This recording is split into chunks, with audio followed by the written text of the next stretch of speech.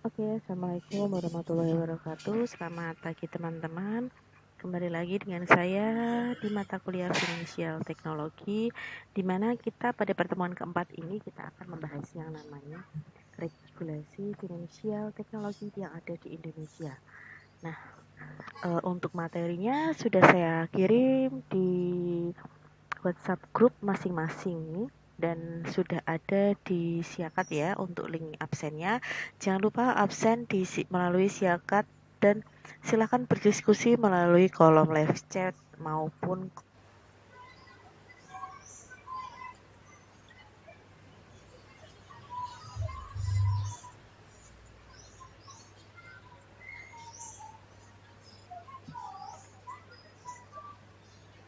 Assalamualaikum warahmatullahi wabarakatuh. Selamat pagi teman-teman. Terima kasih untuk yang sudah hadir di mata kuliah Finansial Teknologi, baik yang ada di Ungaran 605 Siliwangi maupun yang ada online maupun yang ada di Weleri. Baik teman-teman, saya izin share screen ya.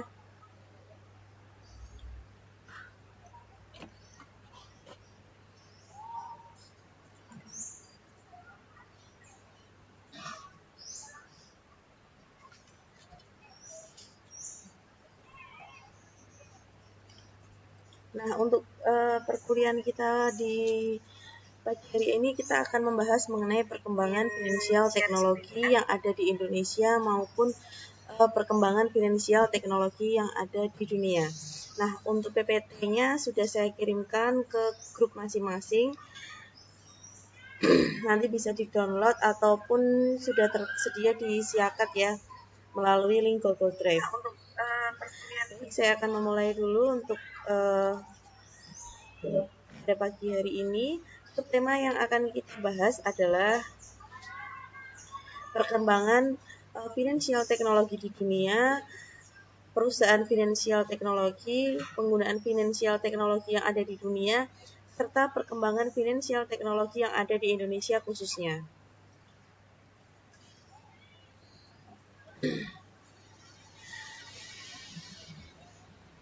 Awalnya yaitu perkembangan teknologi finansial teknologi yang ada di dunia. PricewaterhouseCoopers atau PwC dalam laporannya Financial Service Technology 2020 on Beyond Embryonic Disruption, yaitu menempatkan financial teknologi ini sebagai tema kunci teratas. Jadi ketika itu financial teknologi itu sudah perkembangannya sedang booming di dunia. Nah, PwC ini mengungkapkan bahwa fintech ini akan terus mengarah ke industri jasa keuangan pada model bisnis baru, di mana fintech ini akan mewujudkan tren lahirnya perusahaan-perusahaan yang menyediakan teknologi untuk memfasilitasi layanan keuangan atau startup, baik secara independen yang di luar lembaga keuangan konvensional.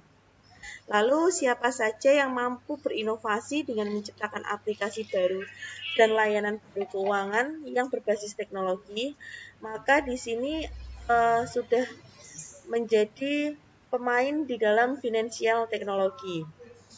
Nah, lalu saat ini isu mengenai finansial teknologi itu sudah bukan hanya mendunia lagi ya.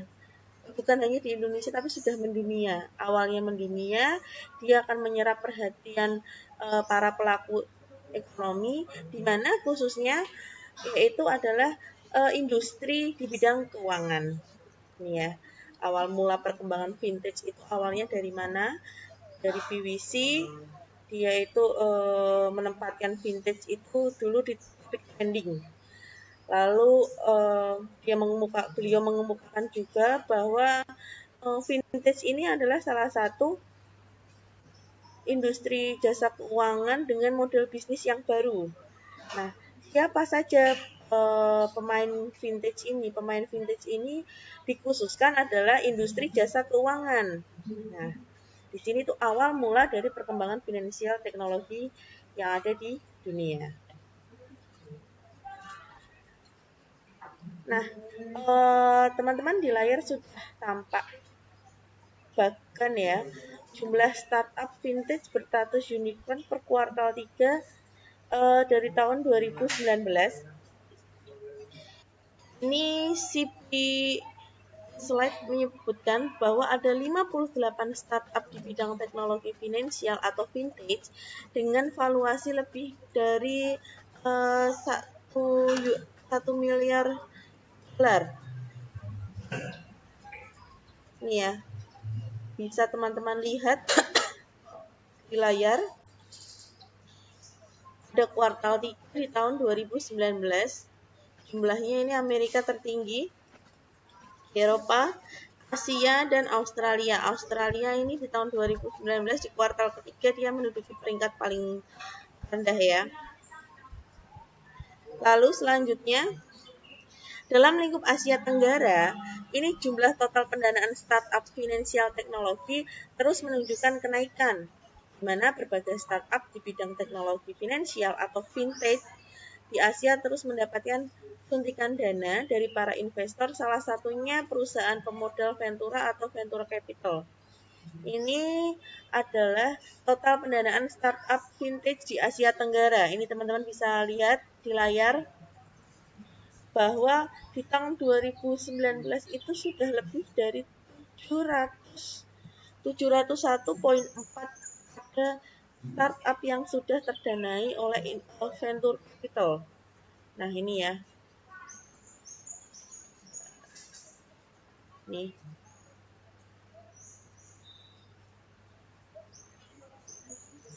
Selanjutnya. Nah, ini adalah 10 perusahaan finansial teknologi terbesar di dunia versi Forbes. Ini bisa teman-teman lihat juga di layar.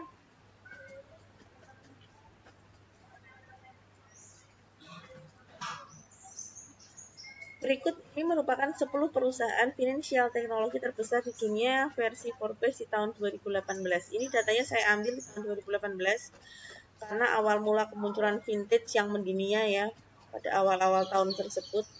Yang pertama di sini ada Green Sky, di mana Green Sky ini merupakan perusahaan yang berbasis di Atlanta, Georgia, Amerika Serikat. Itu memiliki total pendanaan kurang lebihnya adalah 560 juta dolar Amerika Serikat.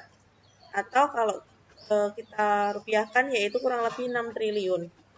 Di mana perseorangan ini merupakan perusahaan vintage yang berbasis pada pembayaran atau payment. Nah, saat ini Green Sky ini tercatat di bursa saham dengan total revenue-nya kurang lebih 325,9 juta dolar Amerika Serikat. Berarti ini tergolongnya tinggi ya Green Sky ini ya, perusahaan vintage-nya. Lalu yang kedua ada Pabrik, di mana di sini menduduki peringkat kedua di dunia yang memiliki total pendanaan kurang lebihnya adalah 500 juta dolar Amerika Serikat. Gapek ini mulai didirikan, awal mulanya dia berdiri itu tahun 2018 oleh Rob Owen selaku CEO dari perusahaan Gapek, dan perseorangan mengklaim dapat mencairkan dana pinjaman si pemohon hanya dengan waktu 5 menit begitu aplikasinya disetujui. Jadi ini lebih cenderung ke pembiayaan ya kalau perusahaan ini. Vintage-nya di bidang pembiayaan. Lalu ada lagi Stripe, di mana Stripe ini adalah perusahaan yang memiliki total pendanaan kurang lebihnya 450 juta dolar Amerika Serikat. Dia merupakan urutan ketiga versi Forbes ya di sini ya.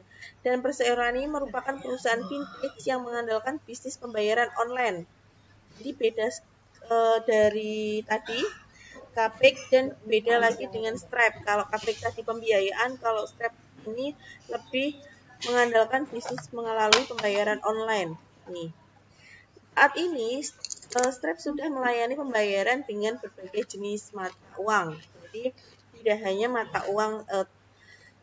satu mata uang saja, tetapi sudah bisa melakukan pembayaran dengan beberapa jenis mata uang. Lalu yang keempat, di sini ada perusahaan finansial teknologi yang berbasis pembayaran online juga, itu mencapai total dananya kurang lebih 450 juta dolar. Nah, Prime ini model bisnis perusahaannya mirip dengan cara kerja kartu kredit.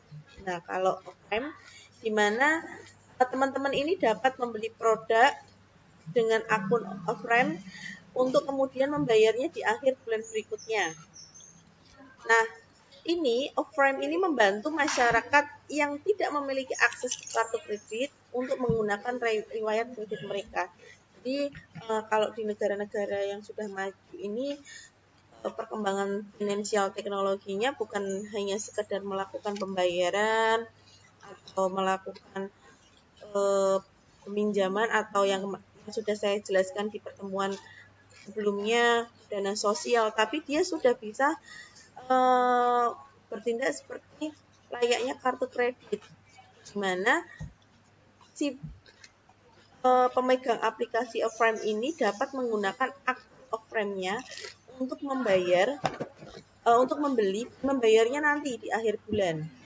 Nah, sistem kerjanya kurang lebihnya sama ya seperti sistem kerjanya dari kartu kredit. Jadi ini memang sudah termasuk sudah benar-benar maju ya untuk perusahaan-perusahaan seperti Stripe, Prime yang mendunia.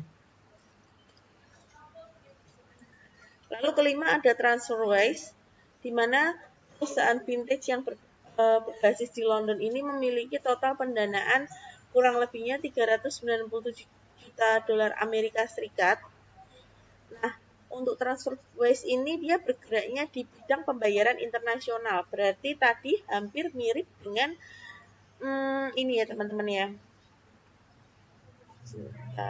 Ini hampir mirip dengan Stripe. TransferWise sama Stripe ini hampir mirip.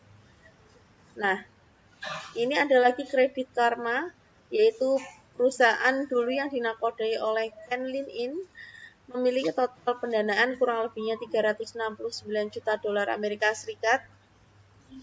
Dia basisnya ada di California, Amerika Serikat, dengan menjalankan bisnis model penyaluran pinjaman dan data analisis. Jadi modelnya kalau Credit Karma yaitu melakukan penyaluran pinjaman dan data analisis. Pada tahun 2017 juga memberikan kredit skor dan kredit monitoring secara gratis kepada nasabahnya. Ini ada di California ya. Terus selanjutnya ada Betterment, yaitu perusahaan finansial teknologi yang itu di mana dia mengelola portofolio reksadana dengan risk tolerance sebesar 0,25%. Nah, total pendanaannya saat ini kurang lebihnya 275 juta dolar Amerika Serikat. Nah, kalau Betterment ini kalau di Indonesia terkait dengan portofolio reksadana di pertemuan sebelumnya itu saya sudah menjelaskan beberapa pengelompokan dari finansial teknologi. Itu salah satunya ada yang untuk reksadana portofolio itu seperti kalau kemarin saya contohkan itu punyanya Welma ya, Wealth Management punyanya salah satu bank swasta yang ada di Indonesia. Terus ada lagi Adyen. Nah, kalau yang Adyen ini perusahaannya berasal dari Amsterdam, di mana bergeraknya juga terkait dengan pembayaran online dan memiliki total pendanaan kurang lebihnya adalah 266 juta dolar Amerika Serikat. Ada lagi yaitu Symphony, di mana perusahaan finansial teknologi salah satu ini bergerak di bidang investasi dan data analisis. Berarti Symphony tadi sama dengan Betterment, kurang lebihnya sistemnya sama. Total pendanaannya ada 234 juta dolar Amerika Serikat. Terus ada Coinbase. Kalau Coinbase ini perusahaan pengelola blockchain dengan mata uang digital, di mana dia memiliki pendanaan sebesar 217 juta dolar Amerika Serikat. Nah, total pendanaan Betterment ini mencapai 275 juta dolar ya. Berarti sudah tinggi. Dan pemilik perusahaan ini basisnya ada di New York, Amerika Serikat. Jadi tadi ada Adyen, ada Symphony, ada Coinbase. Nah, ini ya. Ini tadi adalah 10 perusahaan finansial teknologi versi Forbes. Sedangkan ini ada lagi 10 perusahaan finansial teknologi terbesar di dunia versinya Investopedia. Jadi hari ini kita memang benar-benar membahas mengenai seberapa berkembangnya sih perusahaan vintage yang perkembangan finansial teknologi ini bukan hanya di Indonesia saja, tapi awal mulanya yang ada di dunia. Berikut ini merupakan 10 perusahaan finansial teknologi terbesar di dunia menurut Investopedia tahun 2019. Yang pertama ada Ant Financial. Dia Ant Financial ini ada di Cina. Ini adalah hasil dari Alibaba Group. Kalau teman-teman tahu ada Alibaba ya, platform Alibaba Group. Nah, ini adalah Ant Financial adalah salah satu financial teknologi dari perusahaannya Alibaba Group. Nah, saat ini Ant Financial ini menjalankan Alipay atau Fortune, Financial Cloud, dan layanan keuangan lainnya. Nah, nilai bisnisnya ini kalau diperkirakan itu kurang lebih sampai dengan 70 miliar US dollar. Dia menduduki peringkat teratas dalam daftar IPO yang paling dinanti, jadi Ant Financial. Jadi siapa sih yang saat ini memang tidak tahu atau tidak mengenal yang namanya grup dari Alibaba Group? Ya. Ada Adyen juga tadi di versinya WCO juga masuk ya, Adyen di versinya Investopedia dia juga masuk. Nih ya, tadi di Belanda dia sudah melayani 4.500 bisnis untuk memproses pembiayaan melalui ponsel, mode online ataupun di dalam toko. Jadi pendapatannya kurang lebih itu sudah melampaui 700 juta US dollar. Dan ini akan diperkirakan naik 80% setiap tahunnya. Berarti apa? Intinya di sini memang bisnis finansial teknologi saat ini memang sudah berkembang dan sangat menjanjikan ya, kalau sudah diprediksi bahwa dia akan meningkat sebesar 80% setiap tahunnya. Ini ada Kudian. Kudian ini adalah perusahaan yang telah membentuk kemitraan dengan beberapa e-commerce atau layanan digital dan layanan keuangan dalam upaya menarik konsumen. Kudian ini memungkinkan akan segera go public dan mengharapkan untuk meningkat dari 800 juta US dollar menjadi 1 miliar US dollar. Nah, di sini ada sekitar 33 miliar bentuk pinjaman yang akan difasilitasi oleh Kudian. Jadi di sini Kudian ini adalah bentuk dari finansial teknologi yang menerapkan yaitu layanan digital dan layanan keuangan. Di sini juga ada layanan pendanaannya juga. Ada Xero. Xero ini adalah perusahaan pengembang perangkat lunak akuntansi online. Ini yang mudah digunakan untuk usaha kecil dan memiliki lebih dari 1 juta pelanggan. Jadi kalau Xero ini lebih ke ini ya, finansial teknologinya lebih terkait dengan pengembangan perangkat lunak akuntansi online. Nah, jadi kalau di teman-teman di akuntansi online, teman-teman bisa melakukan transaksi penjurnalan itu tanpa harus menghitung. Jadi itu semacam aplikasi perangkat lunak. Itu Xero. Ada Sofi di sini, ada Lupak dan ada Aven juga. Ya, kalau Aven ini adalah salah satu platform peminjam online yang ada di Amerika Serikat, di mana dia ini spesialisnya adalah menurunkan biaya dan hambatan pinjaman untuk konsumen. Nah ini ya, saat ini si Aven ini, aplikasi Aven ini telah memberdayakan kurang lebih 500.000 pelanggan dan memiliki portofolio pinjaman sebesar 3,5 miliar Amerika Serikat. Berarti ini Aven besar juga ini ya untuk pendanaannya. platform peminjaman online yang ada di Amerika Serikat. Ini ada Oscar juga, ada Klarna, ada Zong-an Online PNC Insurance Co. Ltd. Ini dia berpusat di Shanghai. Dia akan menawarkan e-commerce, pembiayaan mobile, jaminan pembiayaan untuk bisnis, dan penggunaan internet.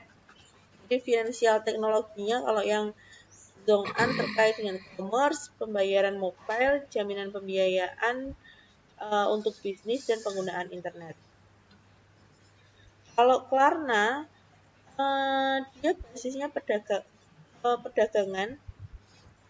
Dia juga sudah bekerja sama dengan Spotify, Disney, Samsung, atau Asus sebagai kliennya, di mana dia merupakan salah satu finansial teknologi juga yang ada di dunia. Lalu ada Oscar juga. Oscar ini finansial teknologi, tapi dia basisnya seperti asuransi ya, Oscar ya. Jadi dia menyatukan asuransi dengan teknologi, perpaduan. Biasanya asuransi ini kita harus datang manual dan lain-lain, tapi kalau melewat aplikasi Oscar ini kita sudah dapat meningkatkan sistem kesehatan dengan pelanggan tapi lewat teknologi ya. Nah, itu adalah beberapa contoh perusahaan-perusahaan yang perusahaan vintage yang sudah berkembang di dunia. Tadi saya menyontohkan ada dua ya, menurut yang pertama yaitu versinya dari Forbes, yang kedua yaitu versinya dari Investopedia. Mungkin sampai sini ada yang mau ditanyakan?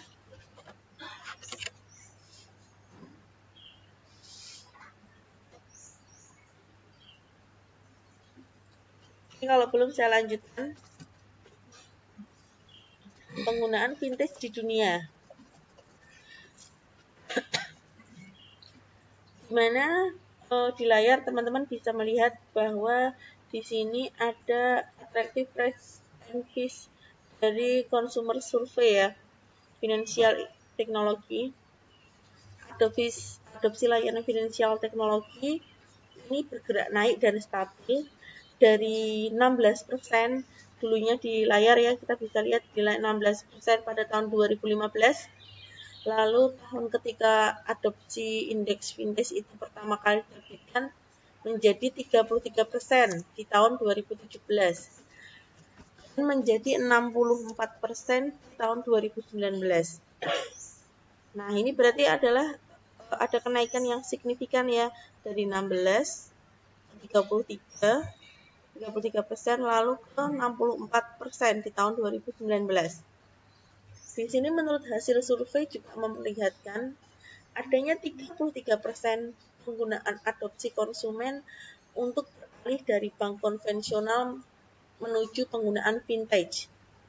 Nah, hasil survei ini memperlihatkan bahwa 68% konsumen, ini 68% konsumen Consumer World ini akan mempertimbangkan layanan non-keuangan perusahaan untuk jasa keuangan. Nih, teman-teman bisa lihat di layar bahwa ini ada 68% ya. Lalu ada hasil survei yang juga memperlihatkan di sini 46% konsumen ini mengadopsi untuk bersedia membagi data bank mereka dengan organisasi lain. Ini ya, kita dicek di layar untuk hasil surveinya. Nah, hasil survei juga memperlihatkan hanya 4% konsumen global yang tidak mengetahui finansial teknologi dapat digunakan untuk transfer uang dan alat pembayaran. Lebihnya, ini bisa teman-teman lihat, 98% mengetahui manfaat dari vintage. Berarti apa artinya di sini? Artinya di sini vintage memang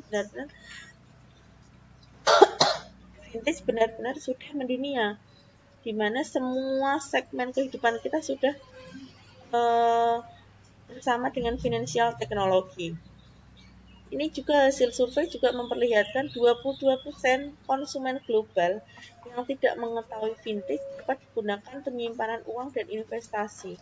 Jadi hanya 22% yang tidak mengetahui ya bahwa financial teknologi ini bisa untuk saving dan investasi. Ini kita lanjutkan. Nah, ini ada survei UMKM dunia dalam penggunaan fintech. Teman-teman bisa lihat di layar bahwa ada range of functional and feature dari hasil survei memperlihatkan bahwa 25% UMKM ini sudah mengadopsi financial teknologi secara global. Ini ya, sudah mengadopsi financial teknologi secara global. Di sini dari 56%-nya UKM tersebut menggunakan layanan fintech perbankan dan pembayaran. Jadi yang digunakan adalah layanan finansial teknologi perbankan dan digunakan untuk pembayaran. Selebihnya 46% dari UKM itu menggunakan layanan fintech itu untuk pembiayaan, berarti untuk pembiayaan modal usaha yang dijalankan. Hasil survei juga menunjukkan 93% pengguna UKM lebih suka mencari solusi teknologi dalam mendukung kegiatan operasional perusahaan. Jadi artinya apa? Artinya saat ini di seluruh belahan dunia pun finansial teknologi ini dapat memberikan solusi mengenai pembiayaan. Mungkin salah satunya faktornya yang lebih mudah, tidak harus memiliki persyaratan yang banyak, dan itu lebih efektif dan efisien. Jadi pembiayaan melalui finansial teknologi ini memang sudah lebih praktis daripada si UKM ini harus datang ke bank, terus melewati beberapa prosedur dari perbankan terlebih dahulu. Dia lebih suka menggunakan fasilitas dari financial teknologi. Nah, ini ya, alasan utama bagi penggunaan UKM untuk menggunakan fintech adalah fungsi dan fitur di finansial teknologi yang banyak. Jadi fiturnya tuh tidak hanya satu. Kalau aplikasi finansial teknologi ya, baik yang ada di perbankan maupun di non lembaga keuangan, itu aplikasinya finansial teknologi sudah banyak dan sudah mulai berinovasi. Jadi tidak hanya satu, misal pembiayaan saja atau untuk saving saja, tidak seperti itu. Biasanya dalam satu aplikasi itu sudah dibentuk, baik itu yang saving maupun pembiayaan, sosial dan lain-lain sudah rangkum di dalam aplikasi tersebut. Nah, selanjutnya, sampai sini ada yang mau ditanyakan mengenai penggunaan fintech di dunia itu bagaimana, yang digunakan oleh UMKM bagaimana? Jadi kalau belum ada yang ditanyakan, saya lanjutkan. Perkembangan finansial teknologi di Indonesia.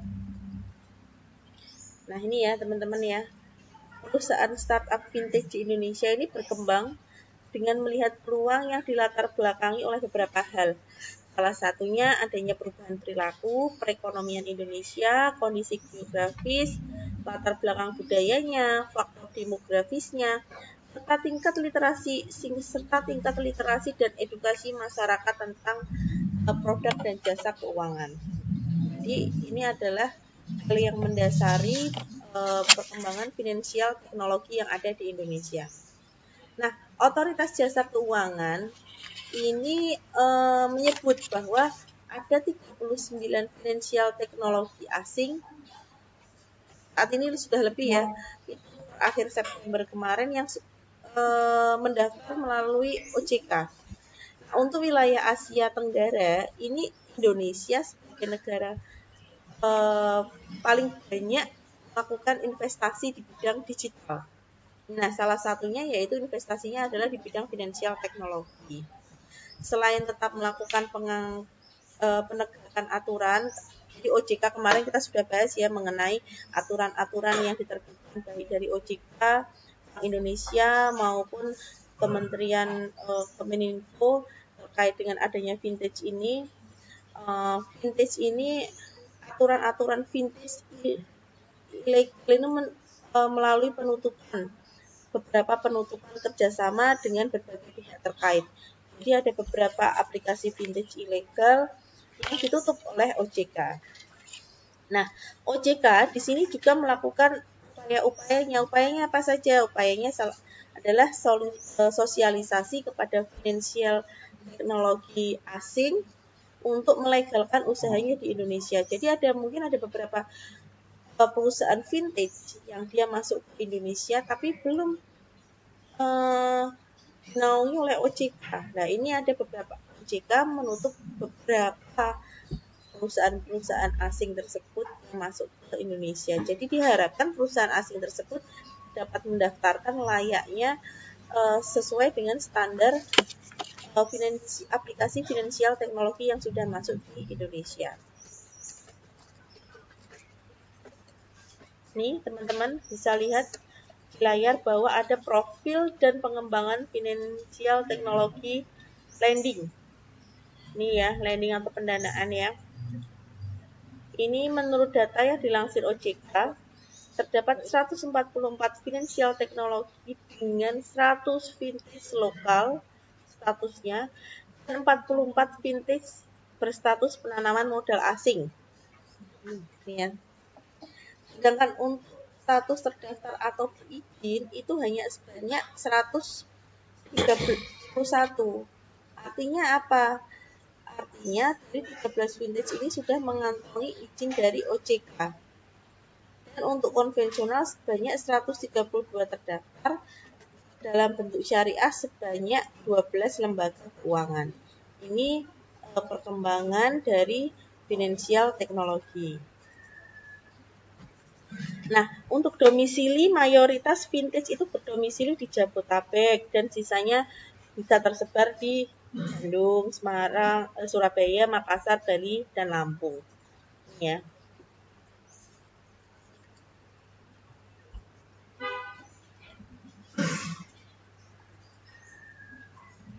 Ini lalu ada perkembangan vintage di Indonesia. Ini ada beberapa produk-produk yang dari finansial teknologi yang paling diminati. Ini di urutan pertama bisa teman-teman lihat di layar bahwa di urutan pertama itu ada lending, pembiayaan, terus ada pembayaran, analisis data pasar, turunan dana, ini ada manajemen kekayaan, terus analisis artificial intelligence, asuransi, sisanya lain-lain.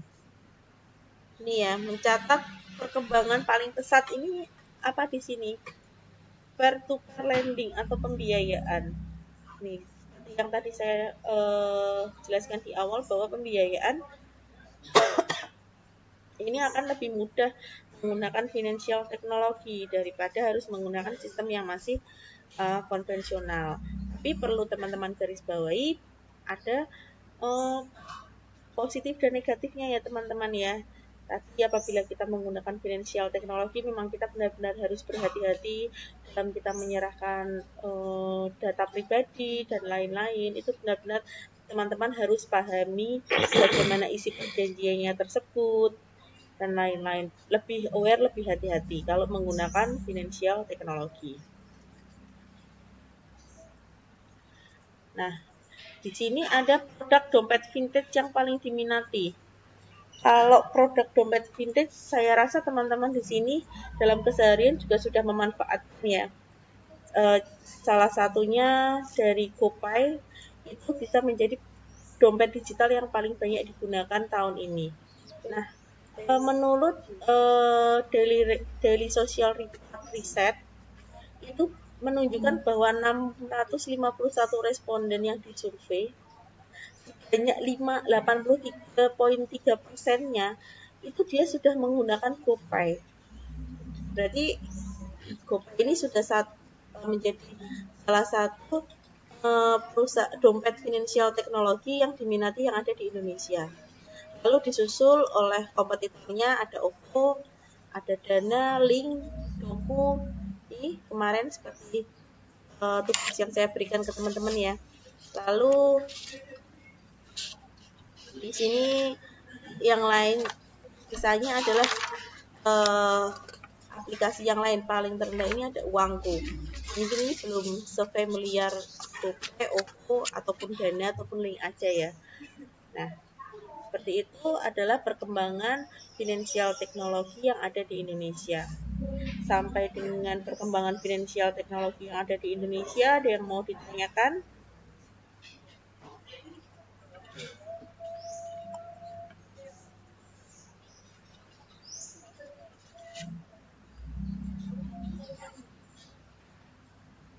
Oke, baik teman-teman, apabila sudah tidak ada yang ditanyakan, saya tutup stop share-nya dulu.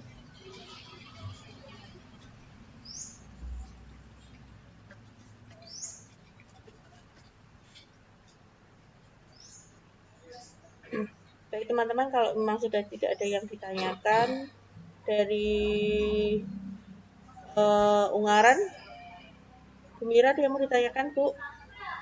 Atau mau di ada nanti seperti biasa ya Bu Mira, nanti dibahas di kelas masing-masing ya. Untuk materinya sudah saya ini ya, masukkan di WhatsApp grup. Nanti untuk link absensinya menyusul setelah akhir perkuliahan. Begitu teman-teman, saya pamit undur diri. Apabila saya ada kesalahan dalam saya menjelaskan, saya mohon maaf. Saya akhiri. Wassalamualaikum warahmatullahi wabarakatuh. Syukur Bu Mira. Oke.